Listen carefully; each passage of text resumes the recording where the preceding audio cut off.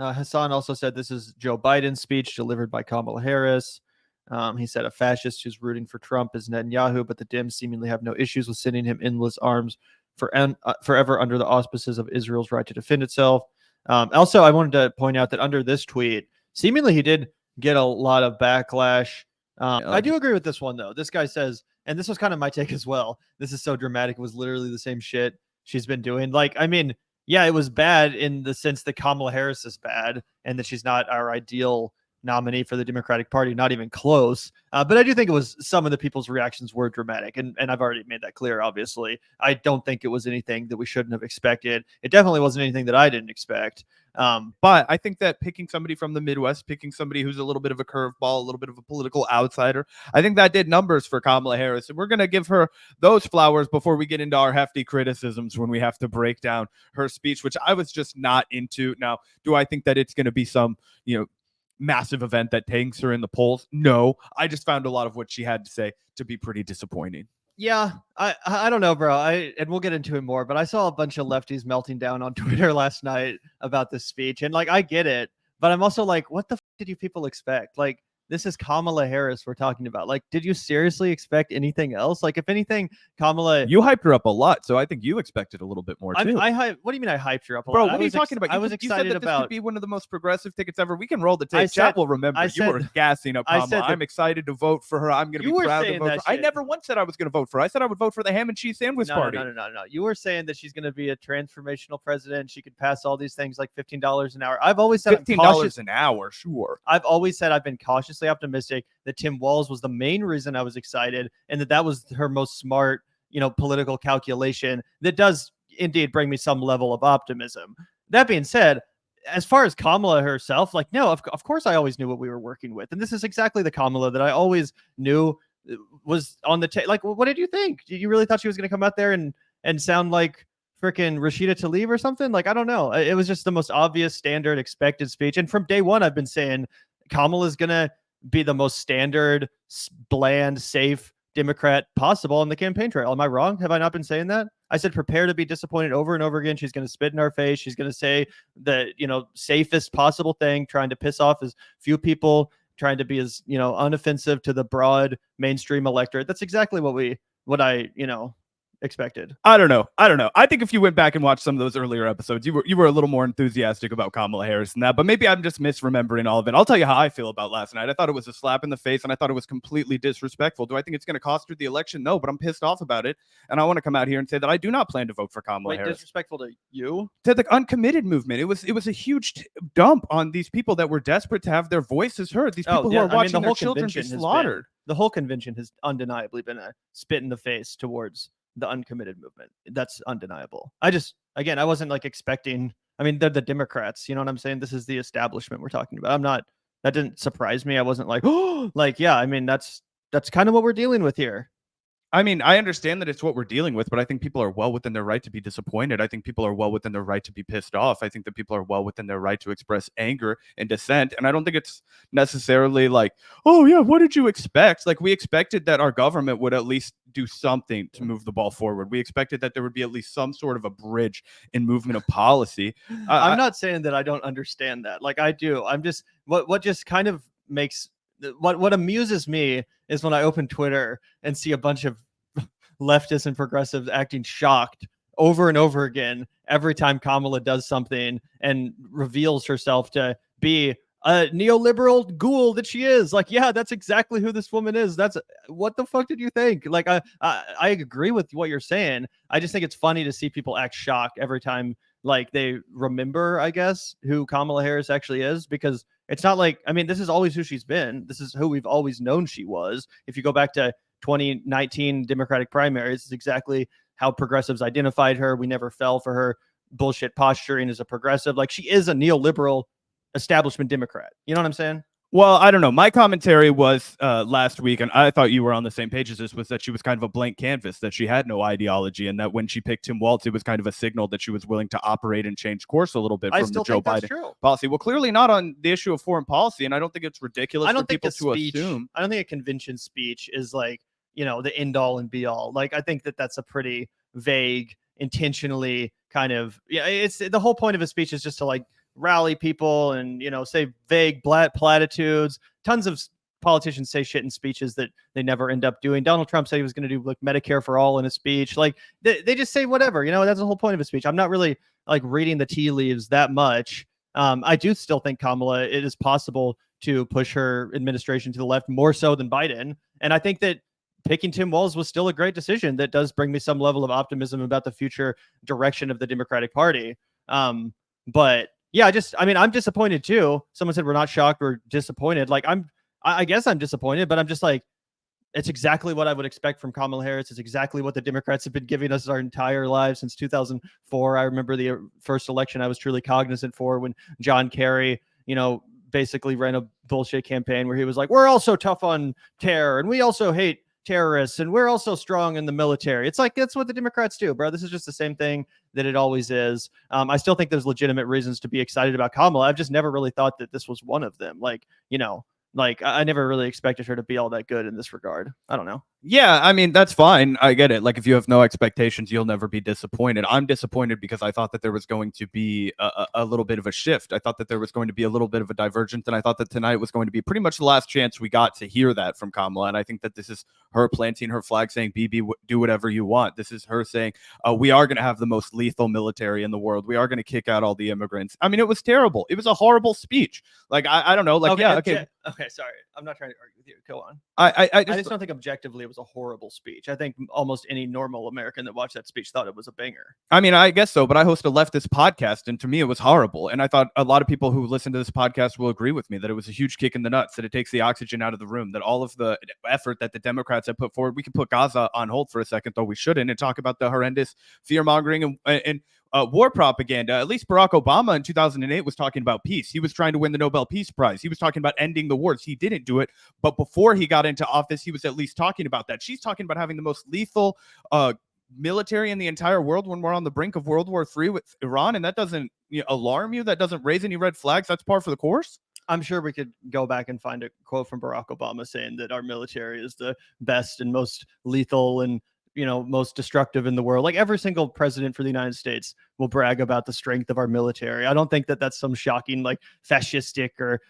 terribly unique thing to include in a speech when you're running for president of the United States. I'm just being honest, bro. Like, again, I it's not my politics, obviously not, but I'm just like, this was a standard Democratic speech. To me, it was really no different than any other Joe Biden, Obama, it was a Democratic speech. It was exactly what I would have expected Kamala to do. What were you really Well, I expecting think her to there's a go whirlwind of a difference between a Biden speech and an Obama speech, for one. I don't think it's just Kamala, Biden, Obama. I think there's far different caliber of speech delivery that we could talk about between delivery. the three. I just mean like as far as the content of the speech. It was just like the basic Democratic basically Party verbatim for exactly what Joe Biden had put forward. I mean, if he had been the Democratic nominee, outside of the biography stuff, I don't think that the speech and as you've said a million different. times, people vote on vibes, not policy. So you can just do the exact same campaign, but with someone who has infinitely better vibes and easily win, which is why I'm saying to your average American, yeah, it was a great speech. I, was checking people's reactions online. It seemed like everyone was like, this was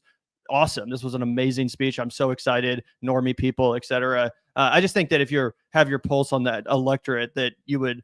Well, I agree that she's going to win. I just think that this is part of the problem, guys. It's not. I don't want to sit here and be like, haha, yeah, I knew she was going to win. Like, no, this is a problem because now the left is basically abandoned. Our priorities are completely off the table. That's what we have to discuss after this. People just hooped and hollered and cheered for Donald Trump's immigration policy, guys. That, in the Democratic Party, they just hooped and hollered to kick out all the fucking illegals and border hoppers, and we're going to be tough on crime, and we're going to end asylum seeking in America. Woo, woo, woo. We love diversity. Like, that is crippling to me. And when I was listening to that on fucking television last night, it felt like a huge regression. It felt like I was listening to a 2008 Republican talk when I was listening to Kamala. Well, here's my question. People are saying like it didn't meet the moment, even rhetorically. That is why people are disappointed. But I'm like, would you prefer she lie to us like Obama did and pretend to be something she's not going to be? Pretend to, be in favor of change and peace and all this stuff that we all know is not going to happen. Like, no, she is an establishment Democrat. wouldn't you rather her just be honest about what she's going to do? I would have liked to, I mean, be honest about it. Sure. I would like to have two better positions on critical issues that the Same, of American course. people I'd love agree Bernie with. Sanders to be the freaking Well, nominee. That's not the same as what I'm asking for, Gavin. There, in 2008, Barack Obama's border policy would be a dream come true. How many times did she talk about dreamers? How many times did she think about yes, dude, she's going to double down and make it far worse than Barack Obama was as the deporter in chief.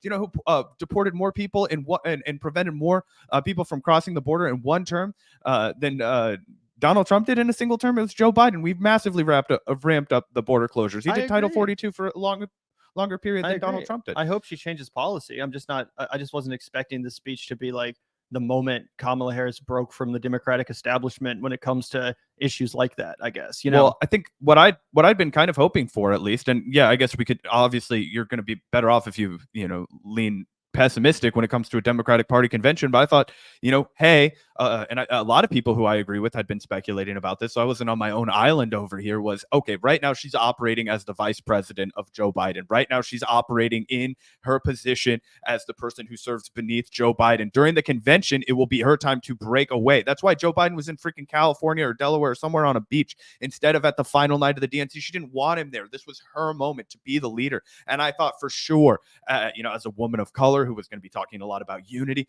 that maybe we could expect a small break on immigration, and that was just a one-off ad in Arizona. It wasn't going to be the entire tone of the message. I mean, we're not going to talk about housing prices. We're not going to talk about whatever outside of like passive lip service, but we're going to get into the nitty-gritty of how we're going to protect our border, how we're going to keep people out of our country, as you're simultaneously echoing inclusion and diversity and all these things. It was crazy to me.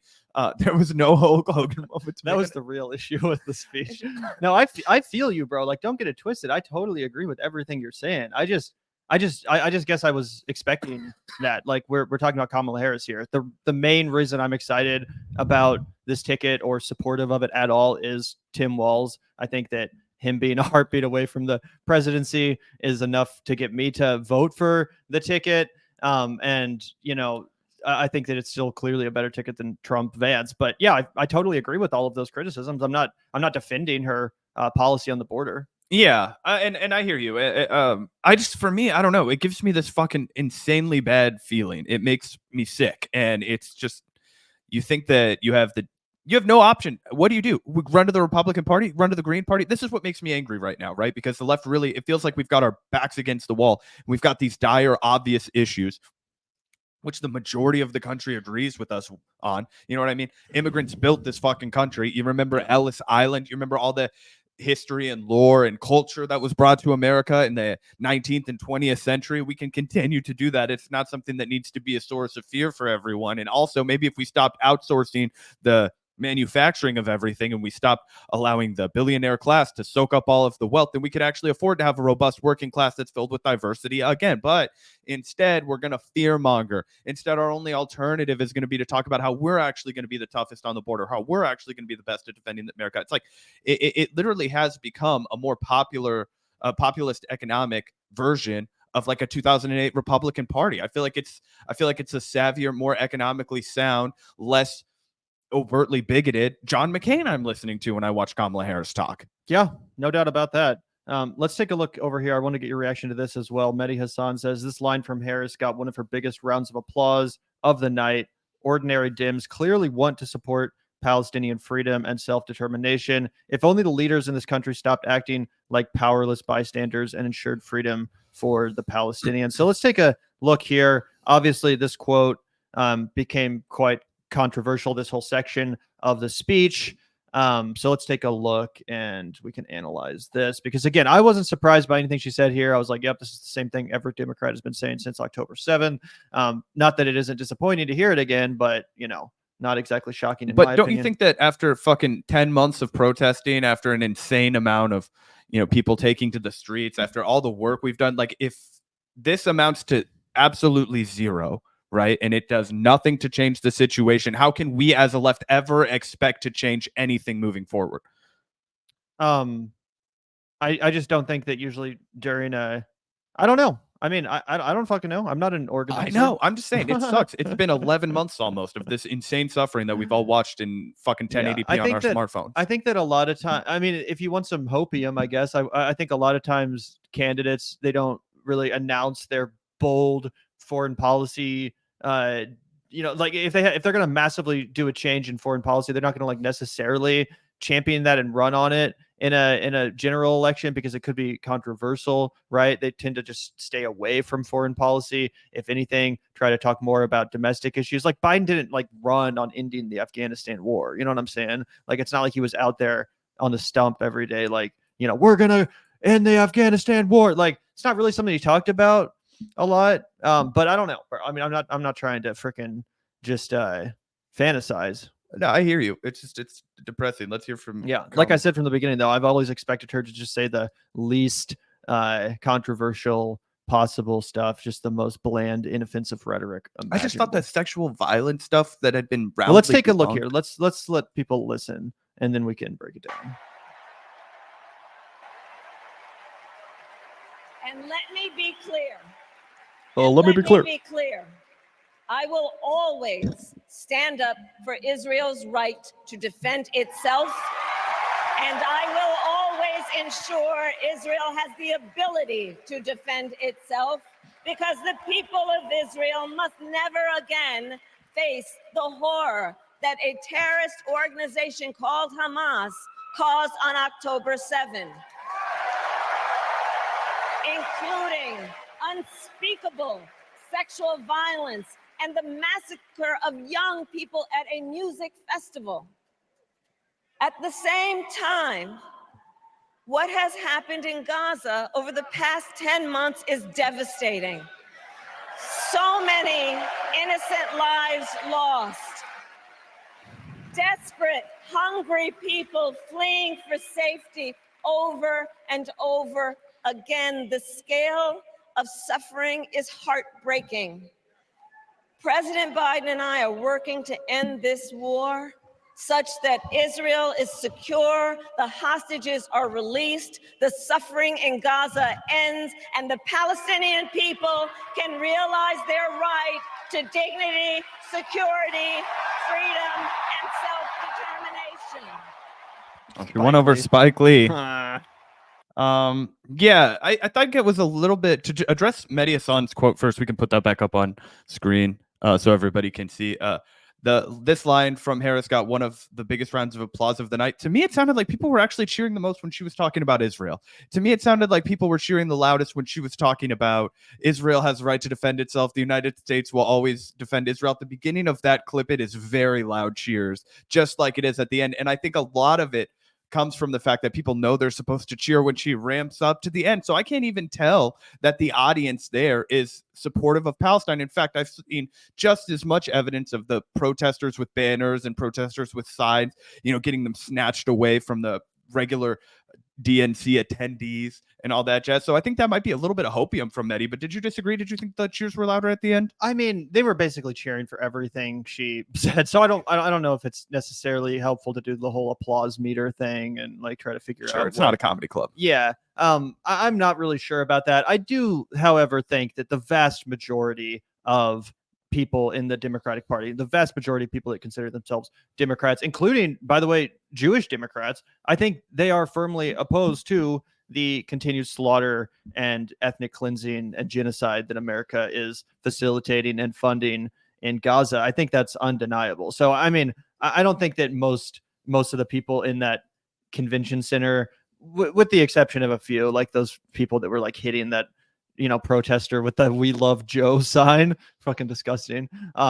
Despite a few people like that, I don't think most of those people were just like, "We love genocide." Like, I don't think that. I think that's a incorrect characterization. But I think it kind of, and I don't want to be inflammatory with this, right? Because it's like, for almost everybody, and we have to remember this, even though it's wrong, even though it's cruel, for most people, this is a foreign policy issue. It doesn't impact their day-to-day. It's going to be much easier for them to just prioritize whatever it is that immediately impacts them. Like if I wasn't a political commentator, if I didn't know what I know, and I was just a bartender and I hung out with my friends and we bet on sports games and we did a different kind of life, we just worked in the service industry, I would probably be just really stoked that Donald Trump wasn't going to be president and that, you know, Kamala Harris and Tim Walz and Joe Biden might give you $25,000 to buy a house because that means, dude, we might be able to buy a house in Kansas City one day. Wouldn't it be tight if we just stop getting ripped off on rent forever? These would be the kind of things that you would expect from the government. But as somebody who's seen everything that we've seen, Gavin, we've seen it for months and months and months, and there have been people who have advocated and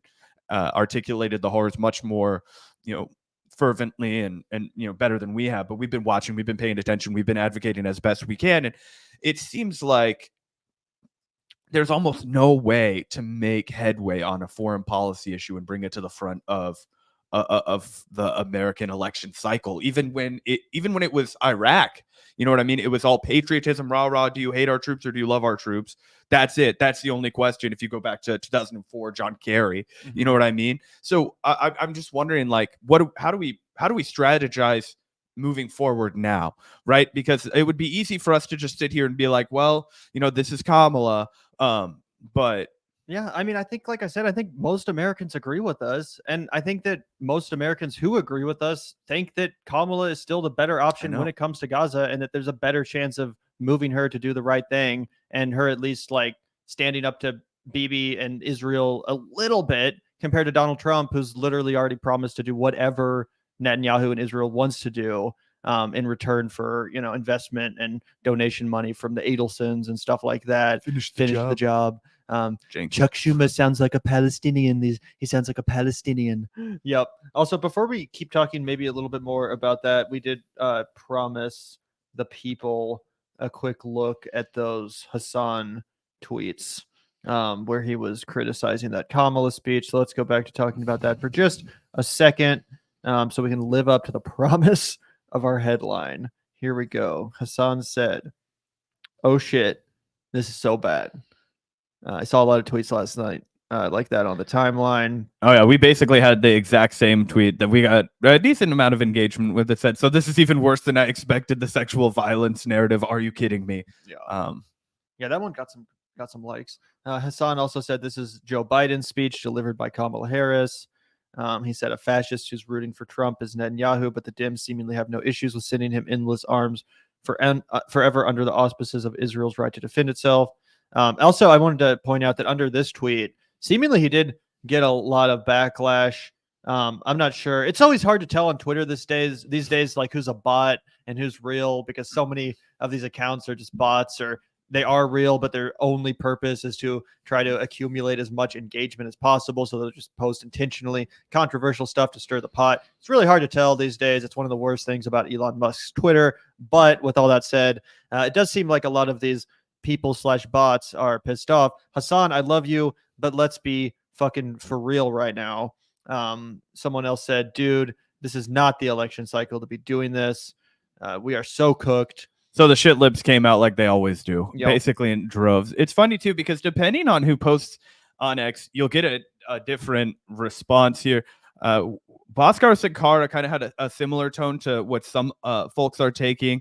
I do agree with this one, though. This guy says, and this was kind of my take as well, this is so dramatic. It was literally the same shit she's been doing. Like, I mean, yeah, it was bad in the sense that Kamala Harris is bad and that she's not our ideal nominee for the Democratic Party, not even close. But I do think it was, some of the people's reactions were dramatic. And I've already made that clear, obviously. I don't think it was anything that we shouldn't have expected. It definitely wasn't anything that I didn't expect.